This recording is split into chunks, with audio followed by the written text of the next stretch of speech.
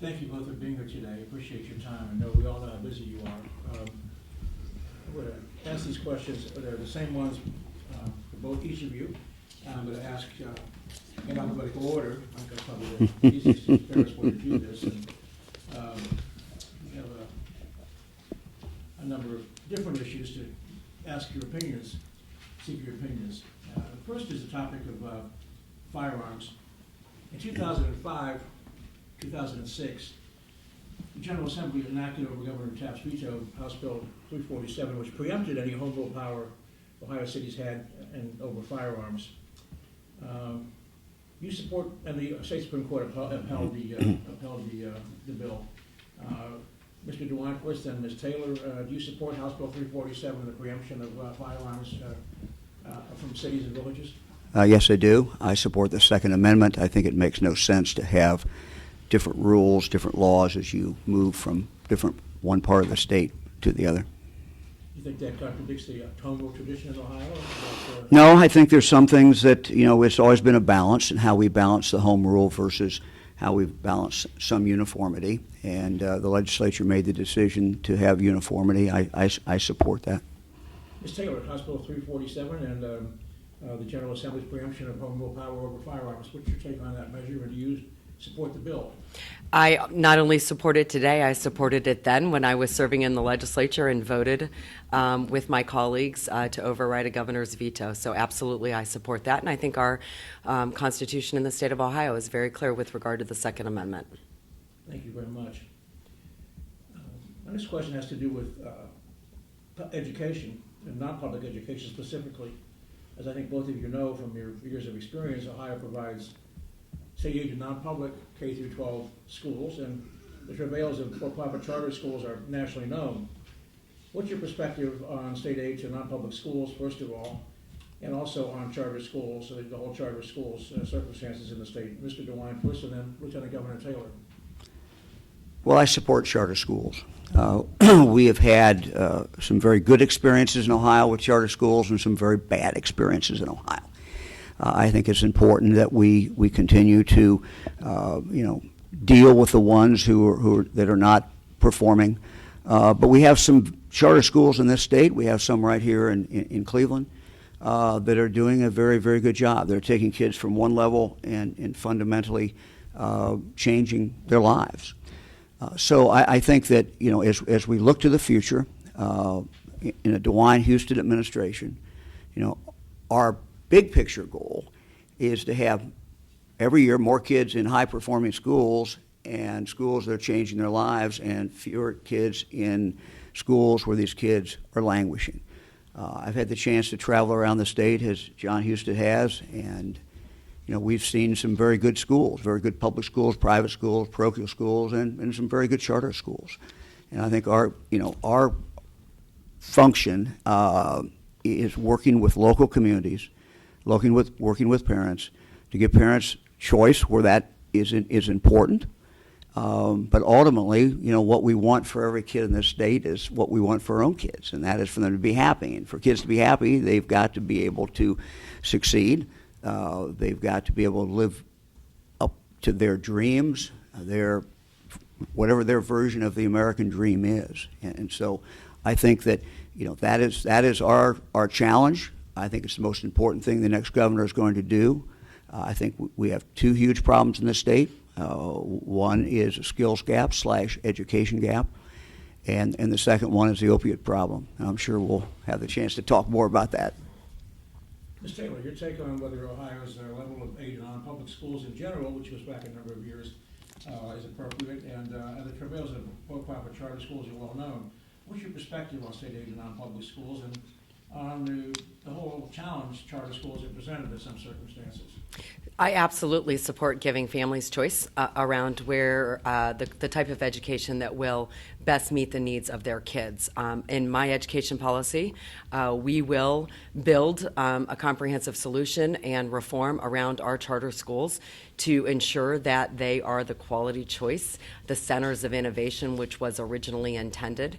And so my policy proposal will be focused on that, and not just with regard to charters, but also reforming our public education system, getting rid of Common Core once and for all, and restoring local control to communities and to parents to design the type of education that best fits their needs. But overall, my education policy will be focused on, well, three things. Number one, we'll have three very simple graduation standards, not this crazy nonsense testing that we've seen today.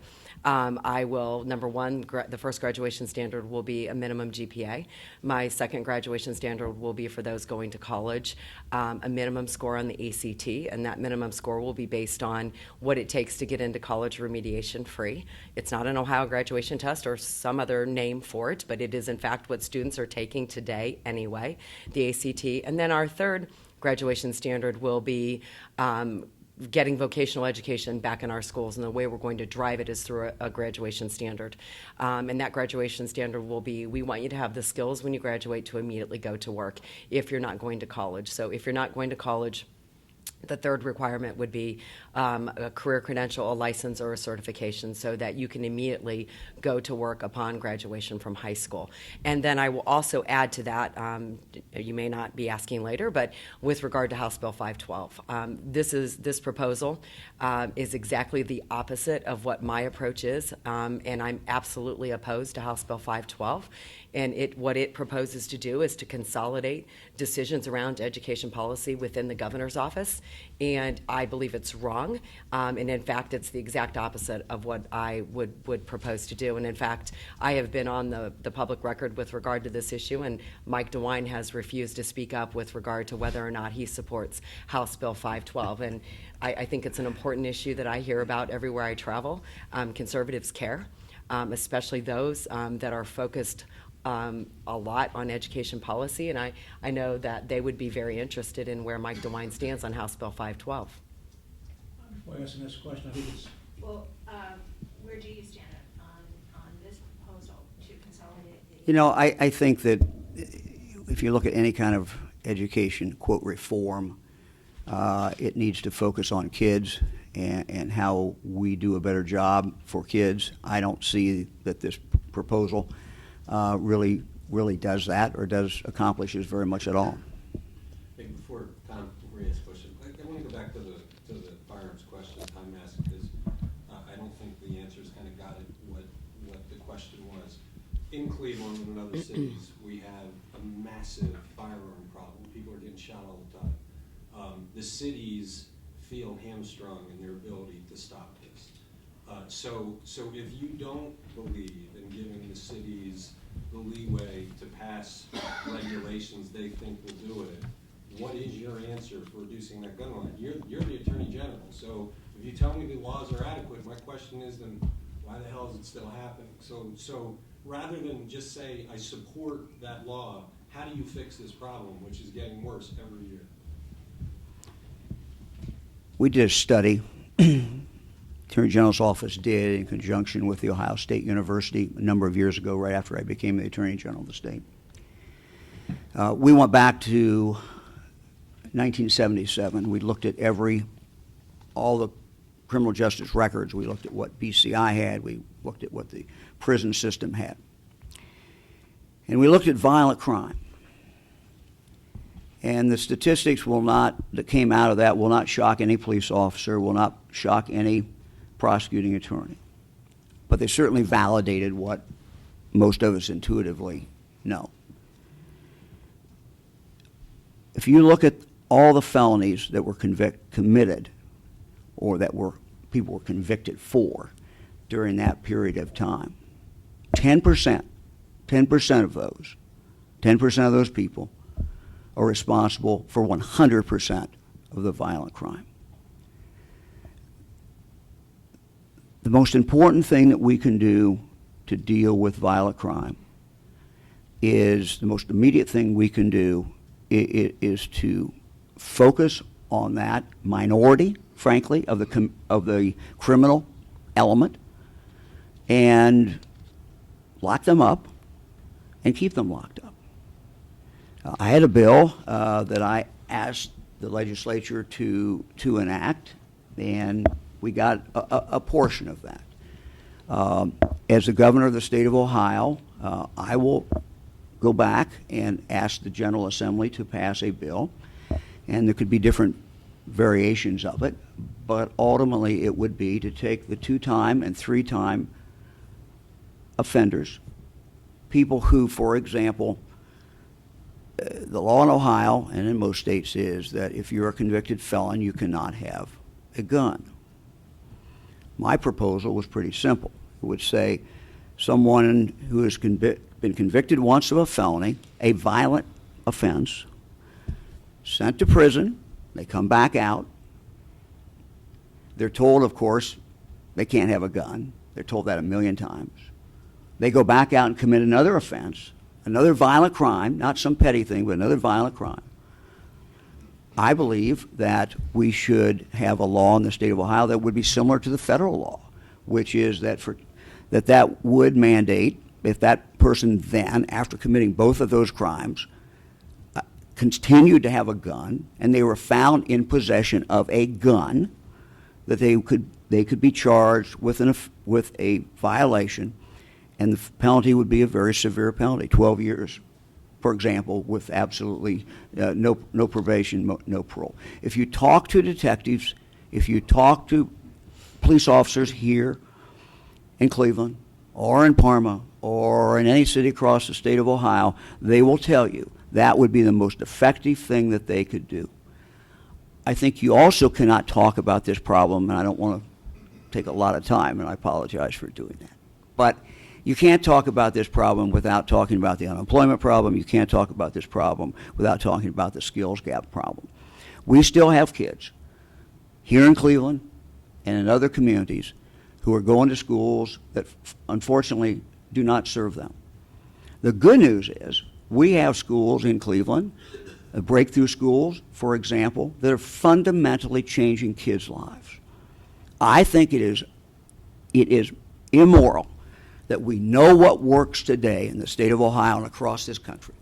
We know the school models that work, and they're not all the same, but they all have certain elements. And we have, in this case, charter schools, but we also have public schools, parochial schools, that work and change kids' lives, and yet we still have kids languishing in schools that don't change their lives. And my commitment to you and my commitment to the people of the state of Ohio is that when I'm governor of the state, I will judge my administration. Jon Husted and Mike DeWine will judge what we do, how we do it, but we'll judge it by results. And our goal will be to put more kids in high-performing schools every single year, particularly the kids who are most at risk, particularly the kids who are in poverty, particularly the kids who are growing up, in some cases, in homes that are just not functional. So, excuse the long answer, but you can't talk about violence in the city without talking about locking up the repeat violent offenders. And you can't talk about it also, though, without talking about how we reach our kids and how we set them on a course and intervene in their lives. Many of these kids are on a course that unless there is an intervention in their lives with someone, their future is not very good. That wasn't a long answer, so. If I may. Question. Yes, I'll I do. try to be briefer. If I may, just to follow up with that, look, what you just heard from Mike DeWine is the typical career politician establishment answer. He doesn't understand the issue. The issue isn't the gun, and he refuses to be an ardent defender of the Second Amendment. He voted with Chuck Schumer to ban assault weapons when he was in the U.S. Senate. He earned an F from the NRA. Get to the root cause of the problem. We need leaders in this state to get to the root cause of the problem. It's not the gun is not the problem. It's the breakdown in the family. It's broken individuals. It's individuals in our state who don't respect the fundamental right of life. Once we restore our conservative principles and understand the importance of valuing life and getting at the root cause of the problem and dealing with the individuals who are committing these crimes, taking away the gun rights of law-abiding citizens will not prevent the crime in our streets. And what we heard was, what you typically hear from a career politician, a big, long, drawn-out explanation that does absolutely nothing to deal with the root cause. Look at what's happened, the tragedies that has, recently has put this back in the news over the course of the last several weeks with regard to the school shootings and the tragedies there. You start with Florida, an individual who was broken. There were warning signs. The system failed. Taking the gun rights away from law-abiding citizens will not have fixed the failures in that system. We need to secure our school buildings. We need to ensure that our kids are in fact safe in our schools. If you choose in your local community to train and arm teachers, that's how you're going to stop a bad guy with a gun. You stop a bad guy with a gun with a good guy with a gun. Partner with law enforcement, partner with veterans groups to secure these buildings. And then you go to the situation in Maryland where you had a school resource officer who in fact did have a gun and was able to prevent an extraordinary loss of life there because the bad guy with a gun was confronted by a good guy with a gun. So, he talked a lot about all kinds of issues that had nothing to do with the root cause of the problem. We should follow the laws on the books, and taking away the Second Amendment rights of law-abiding citizens will not prevent these tragedies from happening in the future. As governor, I will lead on this issue. I will deal with the root cause, and we will focus on how do we better keep our communities safe. Next question is, again, we'll start with Attorney General DeWine and go to Lieutenant Governor Taylor. In October 2013, Ohio expanded Medicaid for eligible Ohioans. As of January 2018, the expansion component of Medicaid covers about 700,000 people, give or take, Ohioans. The General Assembly has since sought to curb expansion in various ways, including a work requirement for Medicaid expansion clients. It has asked the state Medicaid department to seek with federal officials. This is a two-parter. You support or oppose Ohio's Medicaid expansion. Obviously, Governor Kasich, your fellow Republican, supported it. If you oppose the expansion, how would Medicaid expansion clients obtain medical care? And I should add, actually, also, what is your take on the idea of a work requirement for Medicaid expansion clients? But Mr. DeWine first. Well, first of all, there's a third alternative, and I want to talk about that third alternative. And let's start with what the facts are. Medicaid expansion is not sustainable. It will cost. It's one thing to expand Medicaid when the federal government is paying 100% of it. We are now down to the federal government paying 94%. I've looked at what our budget would be, and this will cost in our first budget over $1 billion. That money would have to come out from schools, money that we could spend from schools, money that we could spend for mental health. You cannot look at this in a vacuum. However, I believe that we can put together an Ohio plan for Ohioans that will be better if we can get, which I believe we will be able to do, waivers from the Trump administration to allow us to design our own plan. Yes, it would have an emphasis on prevention, emphasis on wellness. It would have an emphasis, it would for somebody who is able to work. We're not talking about kids and we're not talking about the elderly, but someone who is able to work and can work, they should work. So it should have that requirement. Now, that requirement also, though, the goal of that requirement is not punitive. The goal of that requirement is to get them to break the cycle of poverty and so that they can take care of their families. And so, education would certainly qualify for that, some pathway so that they can break that cycle. I think if we have the ability to put that plan together, I think we can come up with something that is better. I think that will serve the people of the state of Ohio better, and I think something that we can actually afford and that won't take money from other things. As far as, you make a very good point in regard to adults who are addicts, who are trying to go into recovery and do not have the insurance or do not have the ability to get recovery. We have to take care of them. We have to do that. I've seen sheriffs do things that sheriffs never thought they would do before. Our county jails today are detox centers. I've seen a number of sheriffs across Ohio, Democrat and Republican alike, who before that person gets out of jail, they know they're an addict, they know they've just been detoxed, they sign them up so that they can get into a program. So we don't want to lose that when Ohio puts together its own plan, and a DeWine Husted plan will take care of those individuals, because we must. I just wanted to quickly follow up on your number. When you said that the state share of the Medicaid expansion would cost $1 billion in the next budget. So is that $1 billion per year? Is that $1 billion over 2 years? Biennium. Okay.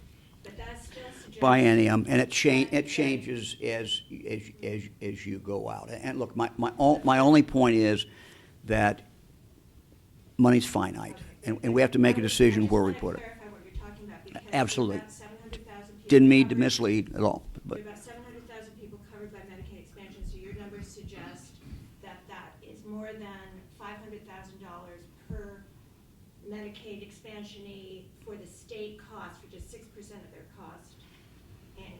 Is that what you're saying? I can tell you what I said before, which is my understanding that as the federal government goes from 100% now to 94, now moving down to 90, that this cost will increase, and it will increase in our second biennium.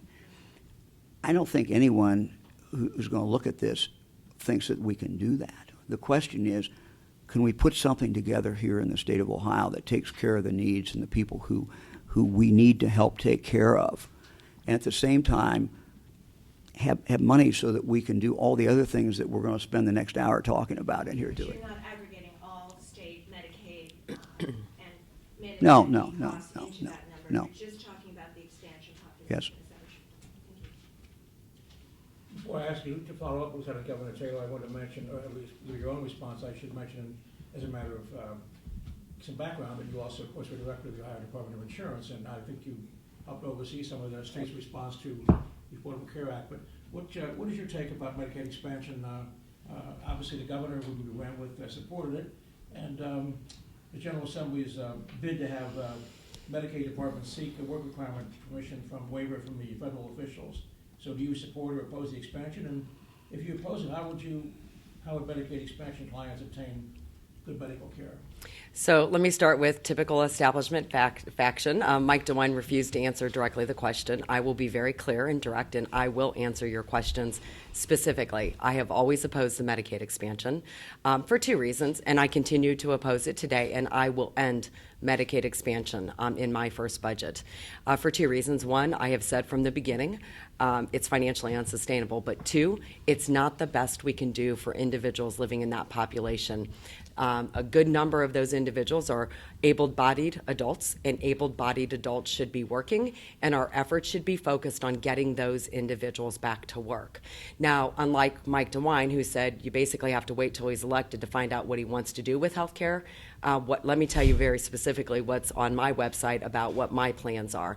I have rolled out a proposal to bring what's called a direct care model to Ohio and make it available to every single Ohio individual and also to every single Ohio business who chooses to use this model. In essence, what it is, you will work directly with your doctor to seek care for your primary care, your regular checkups, pharmaceuticals, and testing.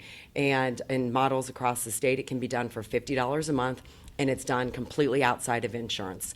And it focuses on the most important doctor-patient relationship. Doctors aren't turning through patients in order to make a living because they're having to deal with all kinds of cumbersome paperwork and churn through patients to get the insurance to reimburse them. Instead, what they're really focused on is giving and delivering that very important health care to the individual. It's not only a model that I plan to use in the private sector, outside of Medicaid, but I also believe it's a model that shows great promise in other states when you implement it within your Medicaid program. And so we will, in fact, roll that out in my first budget. It will be included. And then to follow up, your other question was with regard to the work requirements. I will be very clear.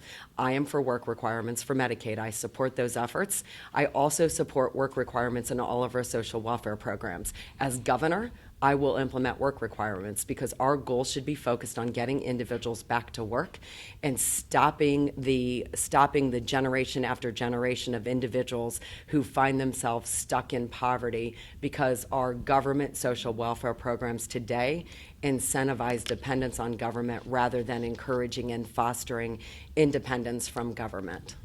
Thank you. Before we move on, we had one additional question following up on the gun discussion from a member of the editorial board, and that is, would you support a red flag law that would allow guns to be taken from potentially dangerous people? Lieutenant Governor, I'll start with you. No. And the reason is that government should not be making the decisions around who is or isn't qualified or able to own a firearm. We have laws on the books today that, if they were followed, would appropriately and adequately address this issue.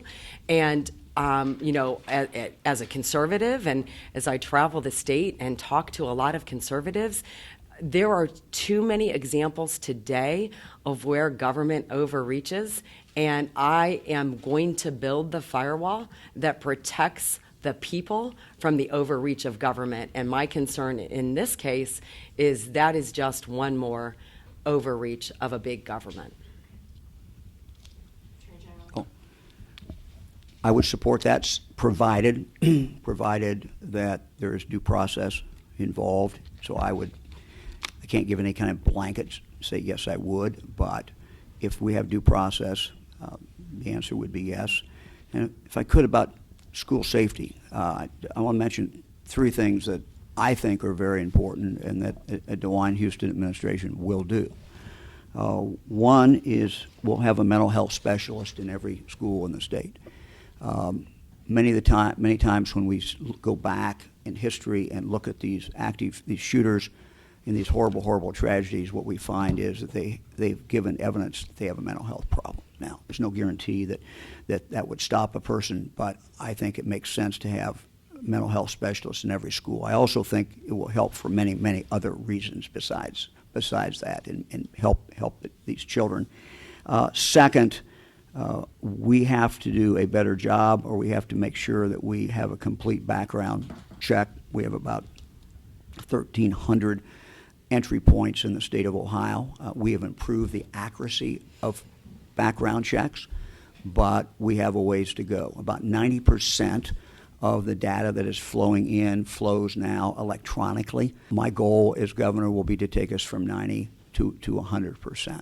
And I think that will dramatically improve the accuracy of these checks, which ultimately, of course, means that people who try to get a gun who actually do have a felony, but it's not, somehow it was missed and not in the database, that issue will be taken care of. I also believe, that schools should have school resource officers. That certainly would be the optimum thing to do. If I may, I'm sorry. If I may just follow up to what Mike DeWine just said. Look, what he's proposing is a big government solution, putting counselors in high schools to make decisions about the mental capacity of children. That is a decision that belongs to the parents, not to government. And so I would absolutely oppose what Mike DeWine has proposed with regard to this. And then I would also add that as governor, he would make sure the background check information is up to date and current, yet that is the responsibility of the Attorney General's office. So if Mike DeWine wasn't able to get it done as Attorney General, I certainly would ask the question, how, as governor, are you going to do what is the responsibility of the Attorney General when you didn't get it done while you were serving as Attorney General? As you know, Mary, we've significantly improved those background checks. The numbers are phenomenally different and better than they were the day I took office. And I'm shocked that you think that putting a mental health specialist in a school is somehow infringing on parents' rights or is somehow some big government. I can't say anything more other than I'm just shocked. A typical 40-plus years on the public dole response. Mary, how many years have you been working for the public? And what have you got done in that period of time? And I will tell you that parents are terrified at people like Mike DeWine with these big government solutions. And again, I Wow. think what I have seen is that as I've traveled, Ohioans and especially conservatives want somebody who will stand and lead and fight for them every single day. We have seen the outcome of big government overreach at the federal level, at the state level, across our country, and conservatives are looking for somebody who will fight for them every single day and not continue to propose big government solutions that just, quite frankly, don't work. Before we leave the gun issue, Dennis Kasich proposed a ban on assault weapons, and I thought we should ask you two to respond to that. No, we have the Second Amendment. You could not do that under the Second Amendment. Which is interesting because Mike DeWine partnered with Chuck Schumer in the Senate to do just that, and now his position has flip-flopped because he's running for governor. I am an ardent defender of the Second Amendment. I stand very clearly and firmly on my position with regard to the Second Amendment, and my voting record during the time that I was in the legislature very accurately reflects where I stand.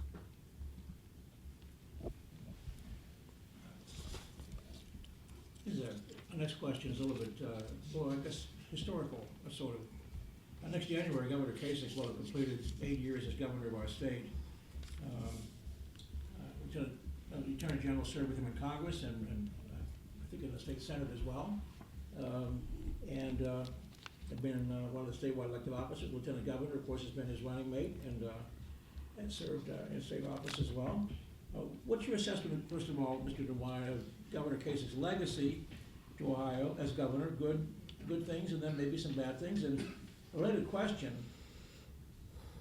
if you're elected governor, would you renew, continue, or alter the state's current prohibition by executive order of discrimination in state employment based on sexual orientation? Footnote: Governor Kasich's order, unlike Governor Strickland's order, does not include a specific bar against gender identity discrimination. So, first, the governor's legacy, good and bad. Then, secondly, the executive order about employment of state government for LGBTQ people. Well, Mr. Settis, as always, you're the historian. You do remember that I was in the state Senate with Senator Kasich and also in the United States Congress. I think if you look at the governor's legacy, you have to start with what he inherited. He inherited a mess. It came from the Strickland Cordray administration. We had unemployment that was high. We had a structural deficit of $8 billion. We had an economy that was really not moving forward.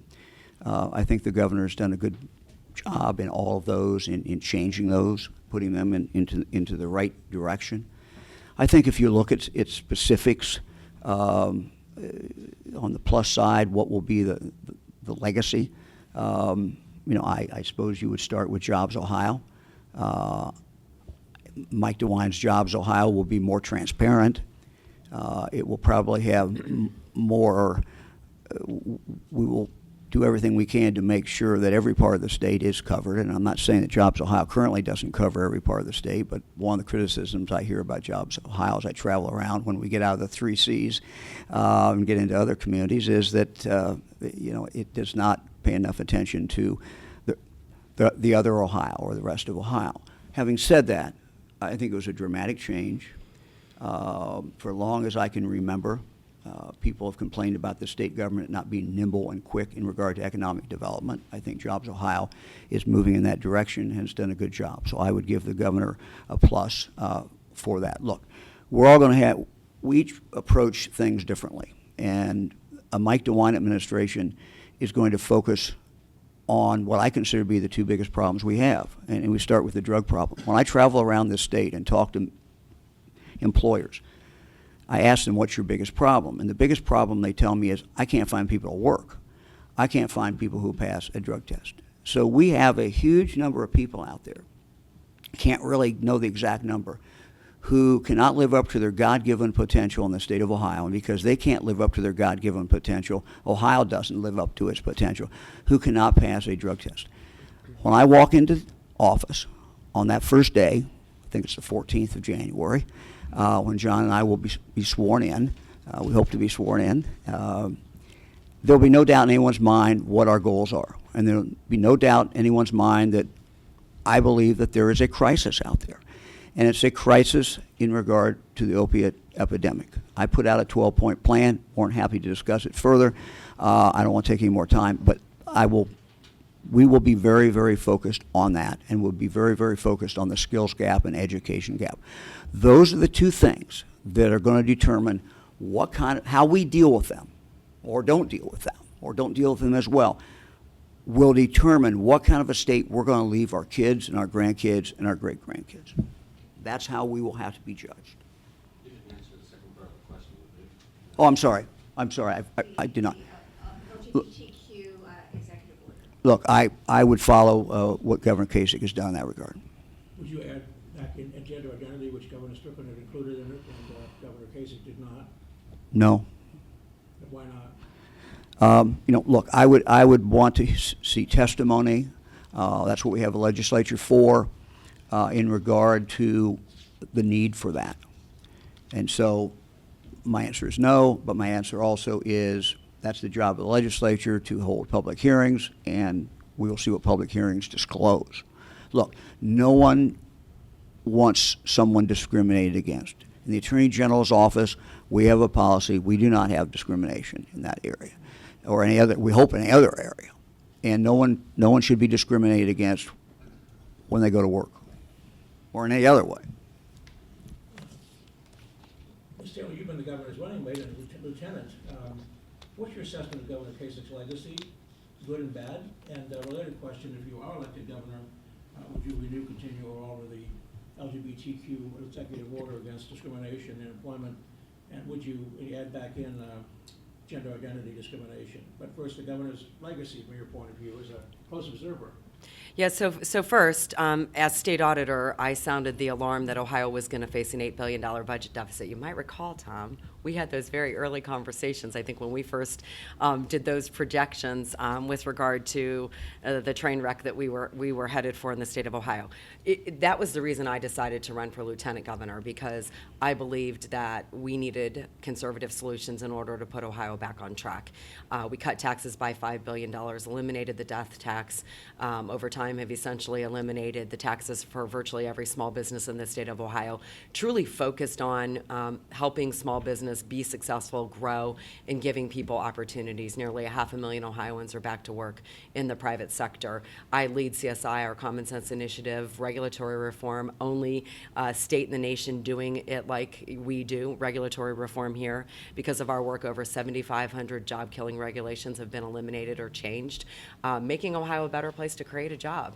Now, having said that, we started with conservative principles and conservative governing in this administration, but Jon Kasich walked away from those conservative principles. And I'm running for governor, and I believe in those conservative principles, and I believe it's those conservative principles that will allow every Ohioan to take advantage of the economic progress that some have seen over the course of the last 7 years. And then with regards, can you ask the second question again? I'm sorry. Before you get to the second one, you supported Jon Kasich when he ran for president. So when exactly did he walk away from his conservative principles that caused you to make that break? I haven't exactly put my finger on the exact timing of it, but it started, as best as I recall, from a public perspective with the expansion of Medicaid. I voiced my opposition to the expansion of Medicaid from within the administration, and I think that it was earlier on in this administration that I would have liked. I continued to be the conservative voice at the table and tried to speak up where I could, and in fact, was successful at times and not at others. In fact, because of my work at the Department of Insurance and the actuarial analysis that we had done, we were able to prevent the state from setting up an Obamacare state-based exchange. It would have been an absolute disaster for Ohio. We would have spent over $40 million, and we still would have had all of the unfortunate bad outcomes that Obamacare brought to the state. So, as I'm traveling again and talking to, at least in this case, Republican primary voters, they're looking for a true conservative who not only campaigns and says they're a conservative, but when they govern and when they're asked to make important decisions, is somebody that is willing to stand up for those conservative values.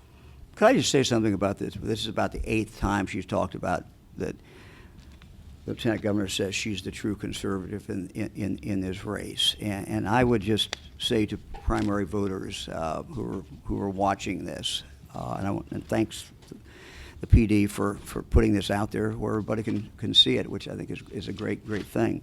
One of us has been a conservative who's done things. The other has been a conservative who has, if like she says she's a conservative, who has not really done things. You know, I've been endorsed by Ohio Right to Life. There's a reason. I'm a leader have been a leader. It's very important to me. When I was in the United States Senate, I wrote the Unborn Victims of Violence Act, which is the first time the federal government ever said that when a pregnant mother is attacked, that there are actually 2 separate victims. That was a huge victory. Every year I wrote the DeWine Amendment, which it would stop some federal dollars being used in regard to insurance that would cover abortions of federal employees. I worked very closely with Rick Santorum and worked on the Senate floor in regard to the partial birth abortion ban. I have been a leader in this area. In regard to sanctuary cities, Mary has an ad on there about sanctuary cities. I'm the only one that's done anything about it. I'm the person who has gone into court to support the President of the United States in regard to his position on sanctuary cities. I'm the only one that has gone into court and done something in regard to support the President's travel ban, which I believe he clearly has the constitutional right to do. So one of us talks about these things, and the other one has a long record of being a leader in this area. There's a reason that Buckeye Firearms, leading firearm group in the state of Ohio, Second Amendment, has endorsed not Mary Taylor, but Mike DeWine. There is a reason for that. So I think when, I'm not going to stop her every time she starts talking about who the true conservative is, but I just thought I would at least mention those things. So, if I may, with regard to Mike saying that he's pro-life, he's a check-the-box pro-life. He checks the box when he was in the U.S. Senate and asked to vote on life issues, which happens almost never in the U.S. Senate. The primary responsibility of a U.S. Senator is the check and balance on the judiciary and the executive branch with confirmation approvals. If you go back and you look at Mike DeWine's record, he did more to undermine life and the Second Amendment rights than anybody running for governor today. In fact, while he was in the U.S. Senate, he led the Gang of 14, which stopped 10 of President Bush's most conservative judges. He think back about the people he supported. Sonia Sotomayor. When Bill Clinton recommended her, he voted yes. And Sonia Sotomayor has done more to undermine life and our Second Amendment rights than any other individual. And that individual is now on the Supreme Court, Merrick Garland, who was stopped. It was the appointee of Barack Obama as coming out of office to the U.S. Supreme Court. He was stopped by the Senate that said, let's wait for the next presidential election. And when Mike DeWine voted yes. So you look at where he took positions with regard to life in the U.S. Senate, which is the most important job, is that check and balance. And he mentions that he's endorsed by Ohio Right to Life. It's basically a lobbying group that has become an extension of the Republican Party. I have been endorsed. My ticket has been endorsed by Right to Life Action Coalition of Ohio. It is the group that represents all of the local pro-life groups. I am pro-life with no exception. I always have been. In fact, in the legislature, I was the only woman to co-sponsor a bill to ban abortion in Ohio, no exceptions. And then he mentions his Second Amendment or his endorsement with regard to the Second Amendment. His record earned an F from the NRA during his time serving in the U.S. Senate. I believe his rating today is a C. To me, that's not adequate. I am a concealed carry license holder myself. I carry a gun. I voted for concealed carry in the legislature. I overrode a governor's veto. My record is very clear on this issue, and I don't trust Mike DeWine on the Second Amendment. I've been endorsed by all 3 Ohio NRA board members, Ken Blackwell, Linda Walker, Sean Maloney, Ohio Carry, Ohioans for Concealed Carry, Ohio Gun Rights, Gun Owners of America. So I am clearly the endorsed and supported candidate of those that hold dearly our Second Amendment rights in this particular race. I just have to set facts straight in regard to the judges. Here are the facts. We were facing in the United States Senate a long backlog of circuit court judges who had been nominated by President Bush. And the Democrats were stopping them, and they were very effectively stopping them, some for months, some for over a year. That backlog exists. What I did, along with 13 other members of the United States Senate, is to break that logjam. And as a direct result of that, a number of circuit court judges that had been sitting, or circuit court nominees that had been sitting there for a long, long time, going absolutely nowhere. We had, I think, at one point, 3, maybe 4 vacancies in the Sixth Circuit, which is where Ohio is. So what we did broke that loose. Second, and got all those conservatives, they were all conservatives, on the circuit courts, and particularly on this significance to us on the Sixth Circuit. As a direct result of that, Justice Alito, Chief Justice Roberts, went on the United States Supreme Court after that. Also, interestingly, of the circuit court judges, that when we broke that logjam, Judge Kasich was one of those. If he had not gone on in that group, if he had not gone on and served very successfully, distinguishedly on the circuit court, he certainly never would have been nominated for the United States Supreme Court. So those are the essential facts. That's what really happened. So if I could follow up, Mike DeWine wants to rewrite history. His liberal voting record, which today, when he was in the U.S. Senate, now he's saying is conservative. His record absolutely does not reflect what he's trying to tell you today because he's a candidate for governor. And he also misremembers, in fact, what the Gang of 14 was. I've been endorsed by Senator Mike Lee, Steve Daines, constitutional conservatives today, just announced Senator Rand Paul, and conversations have taken place between my running mate and at least one of those senators, and the way Mike DeWine remembers the Gang of 14 is absolutely not correct. Let me tell you what else Mike DeWine did during his time in the U.S. Senate. He actually championed a federal judge here in Ohio to a circuit court, and it was that judge who made the ruling that blocked the defunding of Planned Parenthood. So Mike DeWine says he's a champion for life, yet he championed, when he was in the U.S. Senate, the one judge in Ohio who blocked defunding Planned Parenthood.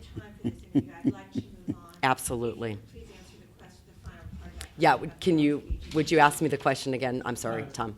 Appreciate that. Thank you. Governor Taylor. Another topic which has to do with a different kind of, but maybe just as constitutionally interesting a question, is starting with the Attorney General. What's your perspective on Jobs Ohio? You touched on it before a little bit. In general, what can and should Ohio state government do to bolster Ohio's economy, make it a destination? Yeah, I think you wanted me to No, answer. The question was, would you renew the executive order that Governor Kasich? Oh, yes. I'm sorry, yeah, okay. Basically directing that all state employment would not discriminate on the basis of LGBTQ sexual orientation, but not gender identity, as was the case under the Strickland administration. So your question is, would I continue the executive order? Would you continue it? Would you modify it? Correct, in any okay. way? The answer is no, I would not continue it. I believe that the state law adequately protects us as Ohioans, and so I would not continue it. Okay, thank you. Yes.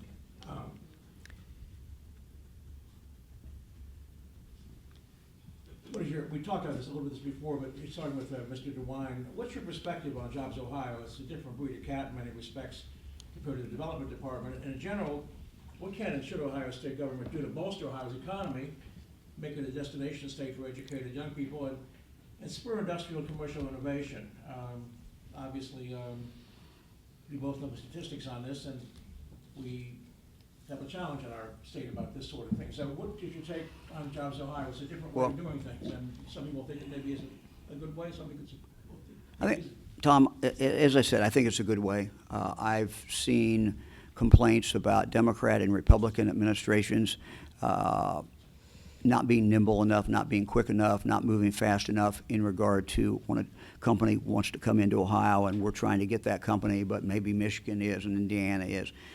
I think Jobs Ohio is more nimble and quicker. Does that mean it's perfect? No, it does not.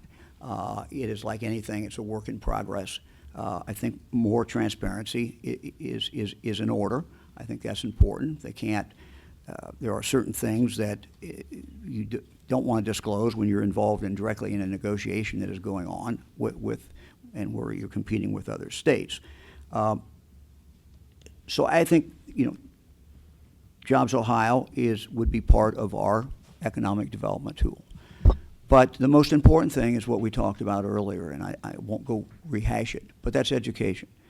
When you look at businesses that are looking to come into the state of Ohio, we can talk about tax incentives, we can talk about this kind of lure and that, and all of those may be very important.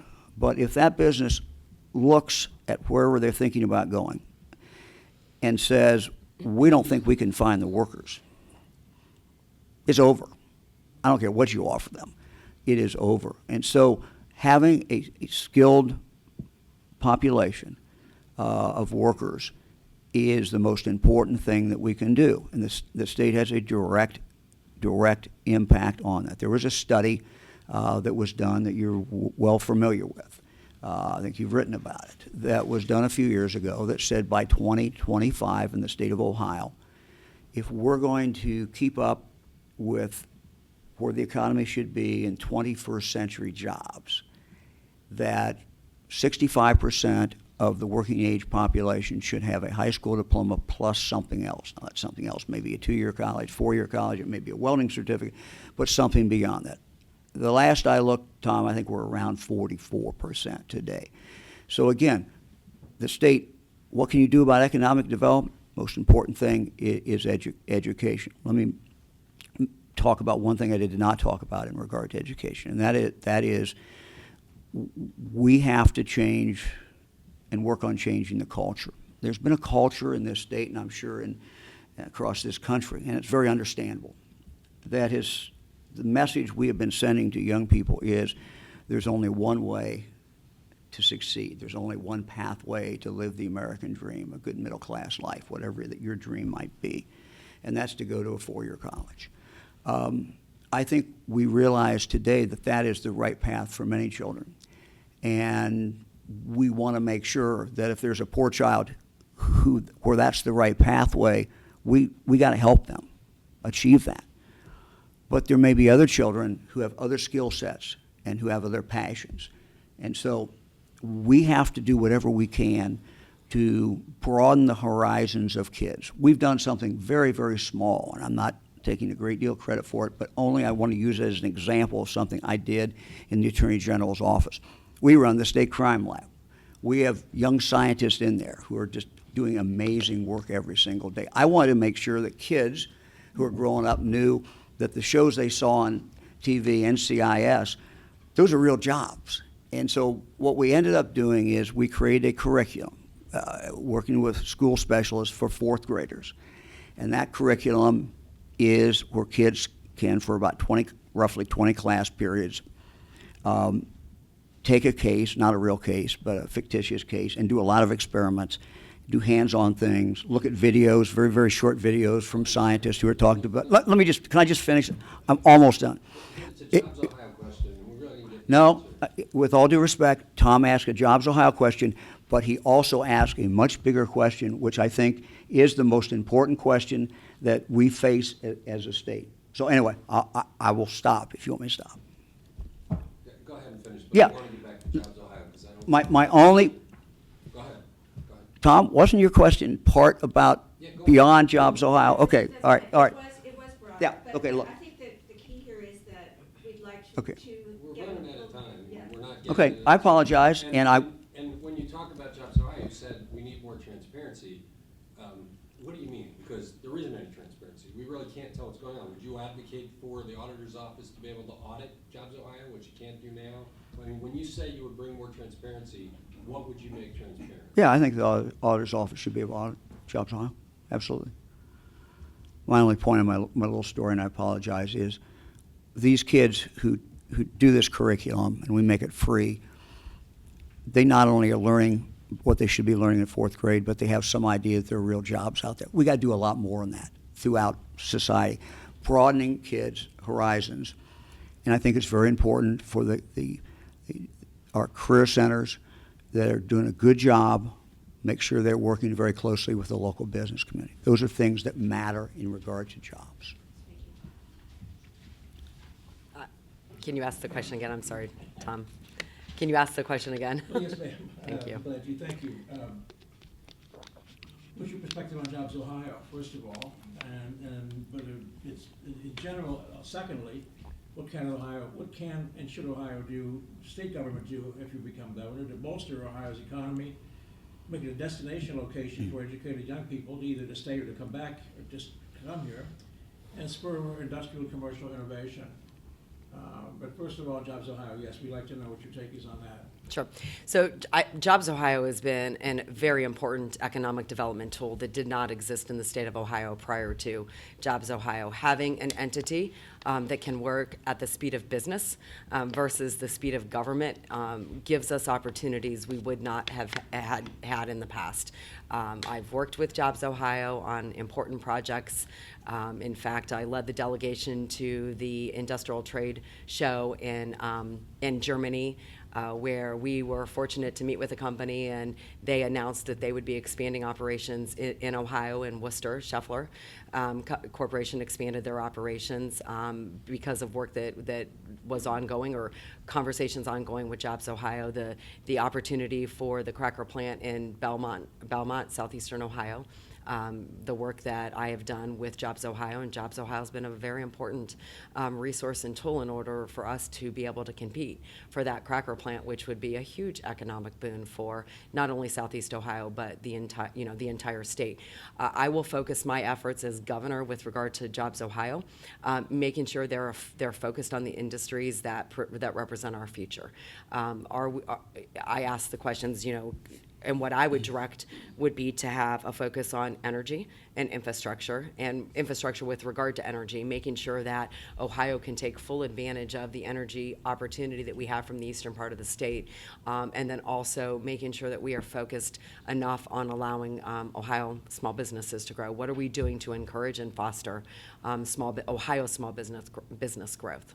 Would you make any changes in the structure or transparency of Jobs Ohio? I served as state auditor, and then and today absolutely understand the importance of not extending the responsibility or the responsibility of the state auditor's office to give them the authority to audit nonprofit entities or business. So I would not support giving the state auditor the authority to audit a nonprofit business. Also, I would say that Jobs Ohio today is independently audited by one of the largest accounting firms in the world, and those financial statements are available to the public. And that's in essence what the state auditor would do. The only difference is now you're allowing the government to go in and audit a non-public entity. The state auditor could also do a performance audit.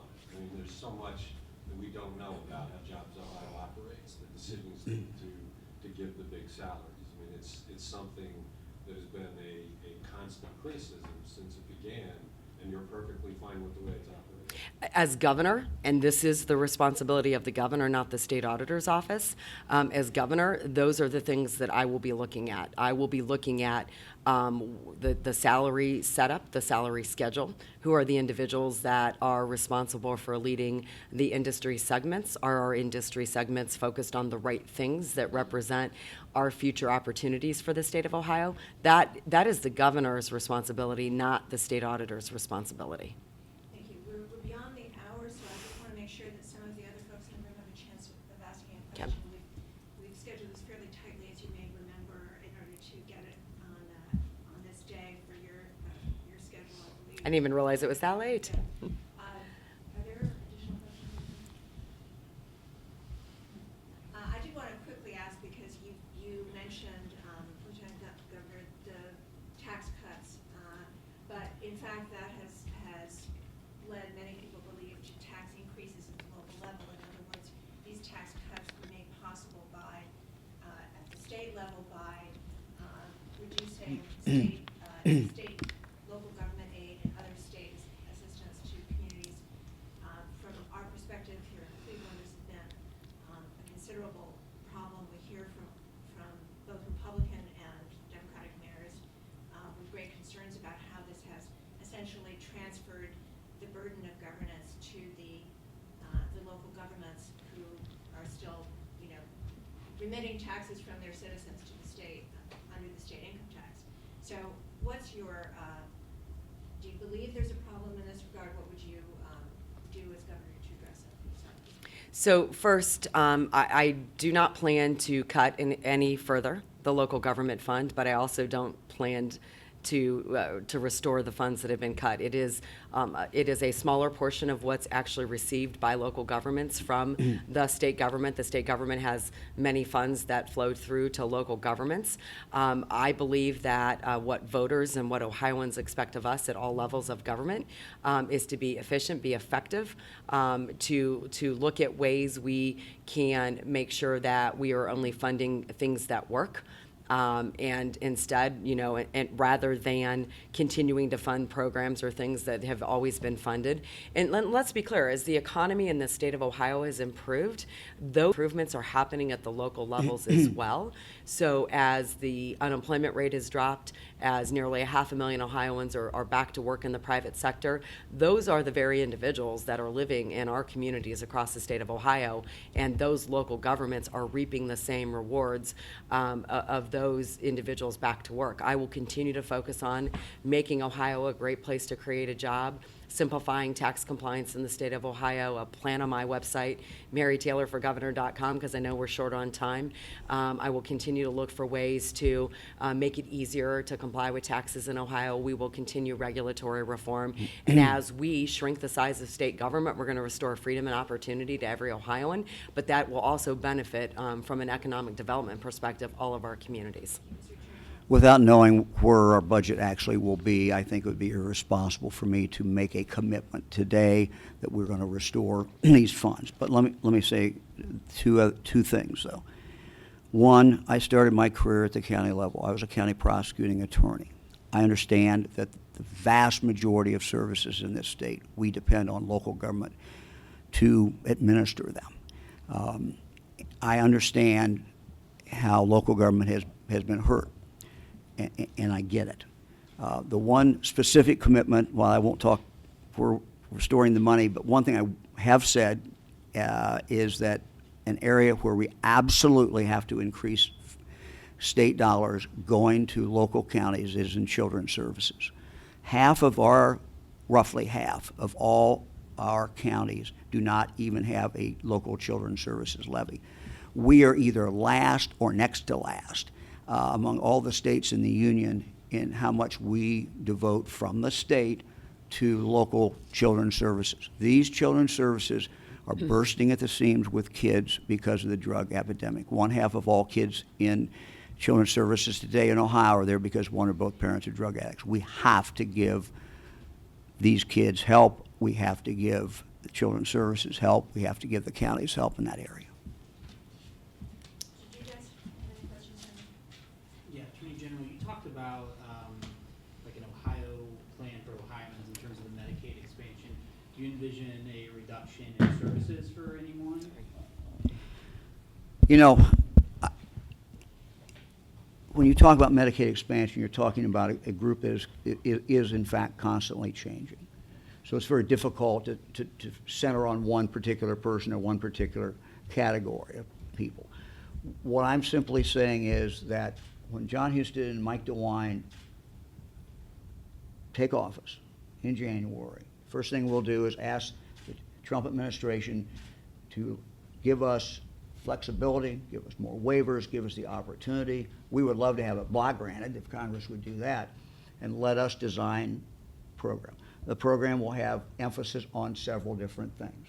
One, there will be a work requirement, but as I said earlier, the real goal there is not just to get people to work, but it's to get them so that they can move out of poverty. And so what would be very important is if they have an education step to get to that job. That would be satisfactory, and that would be very good. I think number two, very, very significant, that we take care of people who cannot take care of themselves, who have a addiction problem. I see this every single day, and I see people who, I know how hard it is for people to recover, but I also know there are people in Ohio, there is hope. There are people in Ohio who are recovering, and one of the reasons they're recovering is because they can get into a treatment program, into a medical program. So those are things that our program will cover and will do. And the final thing will be more emphasis on prevention. So if the federal government doesn't block grant it, would you keep the expansion or would you do away with it? There's a third alternative. I mean, we are well down the path to making the decision whether we take it or not. But we took it. Ohio took it. But where you go from here is the real question. And there is no one that I know of that can look at these numbers and thinks that at the federal level, Medicaid rate of increase that's been going up for a decade at least or more is sustainable. I don't think there's anybody who really looks at Ohio and thinks it's sustainable. The question is, what are we going to do with what we've got and where we can go from here? And I've tried to outline today, where Jon Husted and where Mike DeWine, where we intend to go. I think Seth's question is pretty clear. Mike DeWine, will you end the Medicaid expansion? Well, Yes or no? it will not exist, Mary. Of Yes course or no? Will you end the Medicaid Mary, expansion? it will not exist as we know it today. It can't. And it was your administration that took it, and John Kasich. that was all John. You had nothing to do with that, huh? You served as lieutenant governor. Do you understand the responsibility All of the right. I lieutenant just want- governor? That's fine. It's one of all of the offices. I you served held, as lieutenant except for- governor, and I did a lot of things, Mary. A lot of things that made a big You still difference. won't I don't answer think the you have. question. I don't Will think you will can't you list. end the You can't Medicaid list 3 or expansion? 4 things that you've done. Let me Will you ask end the one Medicaid question expansion? Before you get to the close. Are there any services of state government that you would look at privatizing? I think where we're really going to see a reinvention of government, and we have to reinvent government, is in technology. Jon Husted has done it in his office. We've done it in our office.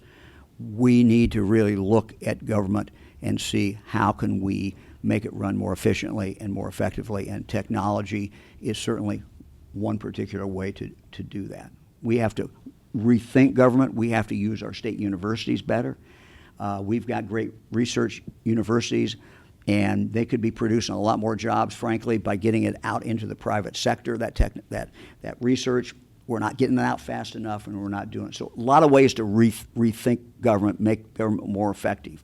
That would be my answer. Look, our responsibility is my responsibility as governor will be to reduce the size of government, to restore freedom and opportunity to every single Ohioan, not look for ways to expand and grow government. We are the only ticket, Mary Taylor and Nathan Estruth, that represents over 40 years serving in the private sector. Mike DeWine and Jon Husted have over 60 years on the public dole with virtually no private sector experience between them. My running mate just took an early retirement, focused for the last almost 27 years working at Procter & Gamble, focused on creating jobs. We are the ticket that can truly ensure that government shrinks its size and only funds the things it should fund. hope with the ultimate goal of giving Ohioans more opportunity and more freedom to make decisions on their own. Mary, you act like you never were elected to office or have never served in office, and then you're just brand new, which is I spent quite 16 it's quite years an working in the quite an private amazing. sector as a CPA. And Mary, I've had a lot of experience working in business as well with our family businesses. So. All right, well, I think it's time for just a brief wrap-up. If you could quickly summarize why you feel you're the best Yeah. candidate, why you feel we should endorse you in the Republican primary for governor. You decide who goes first. I'd like that question to be asked by Mr. DeWine, then Lieutenant Governor Taylor. Well, thank you all, first of all, for having us here today, and thank you for making this available to the people of the state of Ohio. I'll be very brief. I run for governor of this state because I see problems in this state, and I think I'm the best person to lead Ohio and lead all Ohioans in solving these problems. When I see children who are growing up in difficult situations, quite frankly, I think that could be, but for the accident of birth, that could be my child. Our future in this state, your kids, your grandkids, your great-grandkids' future is going to be determined by how well we deal with the problems that we are looking at today. I think I bring a unique background, experience. I bring a passion.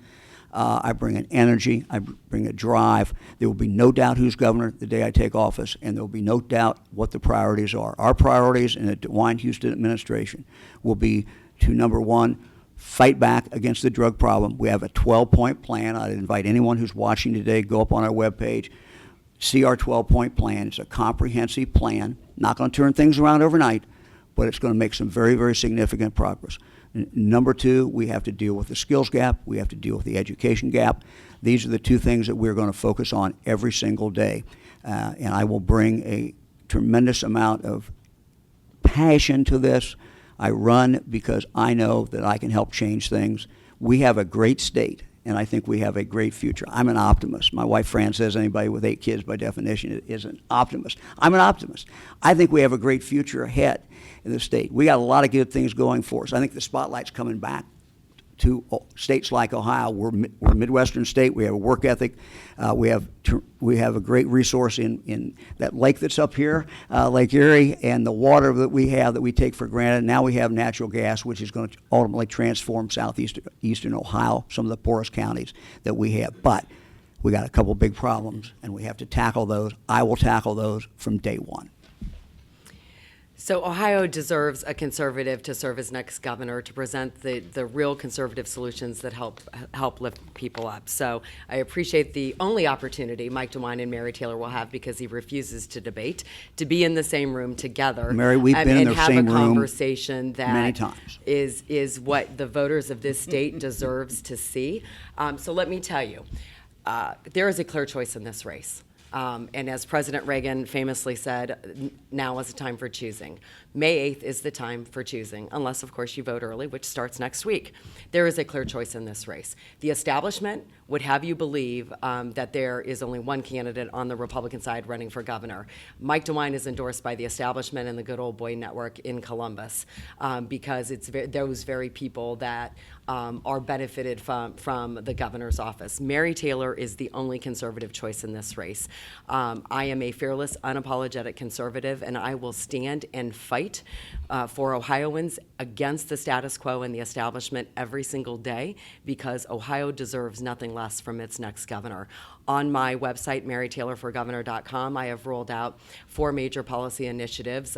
It's there for you to view and make your decisions based on.